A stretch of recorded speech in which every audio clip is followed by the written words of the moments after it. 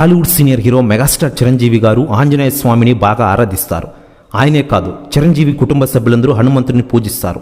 ఈ విషయాన్ని ఆయనే స్వయంగా చెప్పిన విషయం మనకందరికీ తెలిసిందే. ఇక చిరంజీవి గారి తల్లి పేరు అంజనాదేవి. అందుకే అభిమానులు కూడా చిరంజీవి గారిని అంజనీపుత్రుడని పిలుస్తుంటారు.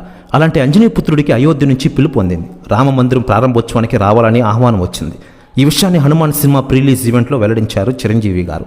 అయితే ఇప్పుడు ఆయనకు అధికారంగా ఆహ్వానం అందింది.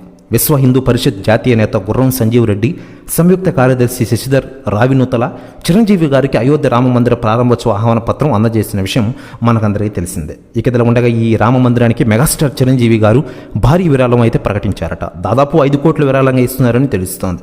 దీంతో షాక్లో ఉందట ఇండస్ట్రీ. ప్రశ్న న్యూస్ కూడా తెగ వైరల్ అవుతోంది ఇండస్ట్రీలో. మరోవైపు అయోధ్యలో రామాలయ నిర్మాణం, రఘురాముడి విగ్రహ ప్రతిష్టాపన అనేవి కొన్ని వందల సంవత్సరాల నిరీక్షణకు కార్యరూపం. ఇలాంటి ఒక చారిత్రాత్మక మహాక్రతువులో పాలు పంచుకోవడం నేను చేసుకున్న గొప్ప అదృష్టం అని మెగాస్టార్ చిరంజీవి గారు అన్నారు. ఈ ఆహ్వానానికి అందజేసిన శ్రీమాన్ జన్మభూమి ట్రస్ట్ వారి ప్రత్యేక కృతజ్ఞతలు. ఈ మహాక్రతువుకు నేను సతీ సమేతంగా హాజరవుతున్నానని చెప్పుకొచ్చారు. చిరంజీవి గారు, సురేఖతో పాటు రామ్ చరణ్, ఉపాసన దంపతులు కూడా అయోధ్య రామ మందిర ప్రారంభోత్సవ ఆహ్వానం అందింది. అలాగే పవర్ స్టార్ పవన్ కళ్యాణ్ గారికి, రజనీకాంత్కి కూడా అందిన విషయం మనకందరికీ తెలిసిందే.